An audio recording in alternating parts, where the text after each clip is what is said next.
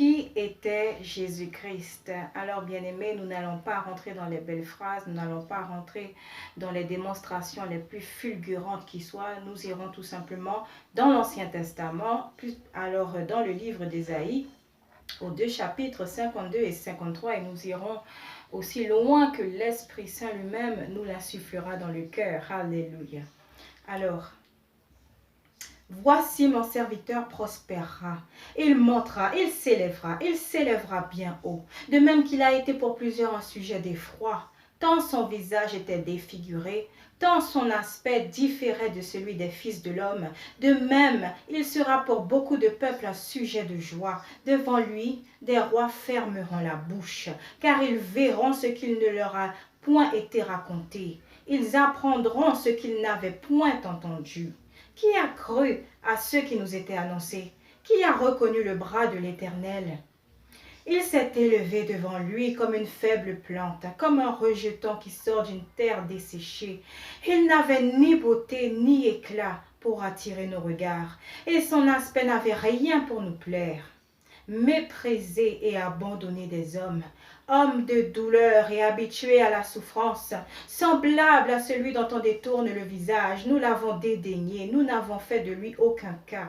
Cependant, ce sont nos souffrances qu'il a portées, c'est de nos douleurs qu'il s'est chargé, et nous l'avons considéré comme puni, frappé de Dieu et humilié. Mais il était blessé pour nos péchés, brisé pour nos iniquités. Le châtiment qui nous donne la paix est tombé sur lui, et c'est par ses meurtrissures que nous sommes guéris.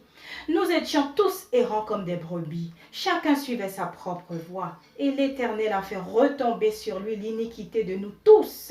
Il a été maltraité et opprimé, et il n'a point ouvert la bouche, semblable à un agneau qu'on mène à la boucherie, à une brebis muette devant ceux qui la tondent. Il n'a point ouvert la bouche. Il a été enlevé par l'angoisse et le châtiment, et parmi ceux de sa génération qui a cru qu'il était retranché de la terre des vivants et frappé pour les péchés de mon peuple, on a mis son sépulcre parmi les méchants, son tombeau avec le riche, quoiqu'il n'eût point commis de violence et qu'il n'y eût point eu de fraude dans sa bouche. Il a plu à l'Éternel de le briser par la souffrance. Après avoir livré sa vie en sacrifice pour le péché, il verra une postérité et prolongera ses jours, et l'œuvre de l'Éternel prospérera entre ses mains.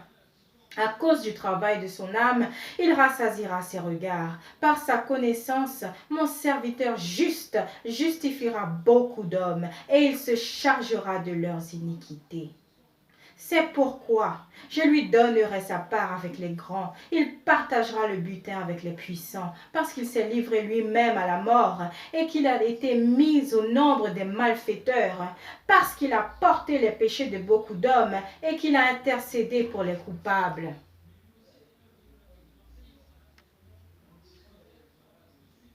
Voici, bien-aimés, en quelques versets, qui est Jésus-Christ. Est-ce que ce Jésus-Christ que dépeint ce monde est semblable à celui qui est ici prophétisé dans la Bible, celui dont Dieu notre Père et Créateur parle? Pensez-y, bien-aimés. Est-ce que ce Jésus-Christ-là faisait littéralement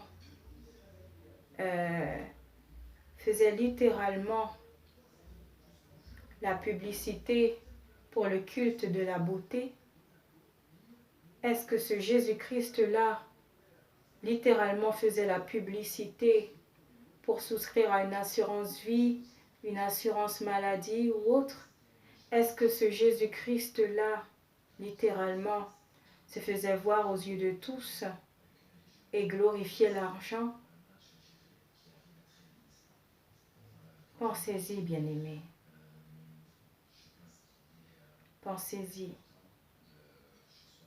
Parce que ce même Jésus-Christ qui est mort pour nos péchés, qui a porté toutes nos souffrances, comme il est écrit, ce même Jésus-Christ qui pourtant n'était pas agréable à regarder, ce même Jésus-Christ, aujourd'hui, il est vivant. Et il vit en chacun d'entre nous qui l'avons accepté. Ce même Jésus-Christ, bien-aimé, est celui qui reviendra sur les nuées, rempli de gloire, d'honneur. Et tous ceux et celles qui l'ont accepté dans leur vie, dans leur cœur, se réjouiront ce jour-là. Et ce jour-là est bien plus proche que nous ne le pensons. Alors, voulez-vous toujours rester aveuglé dans les choses vaines de ce monde?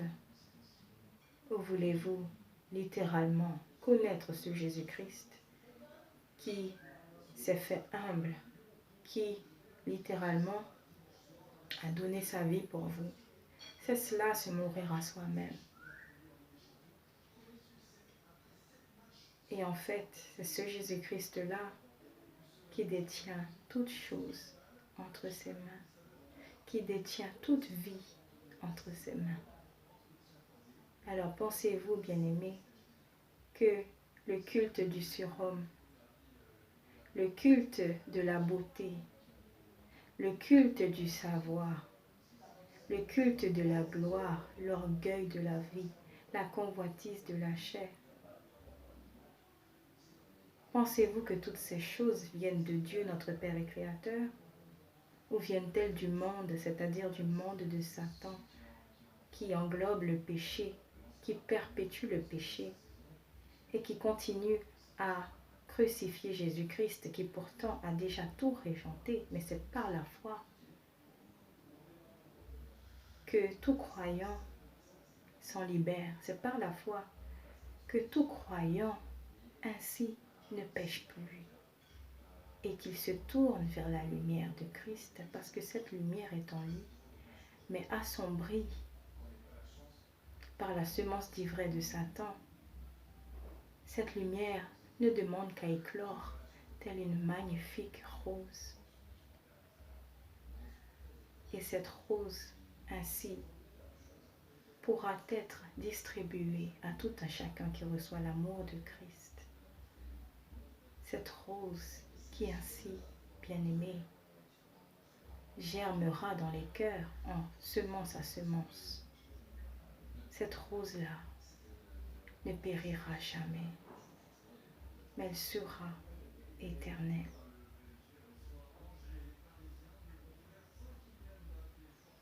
Amen.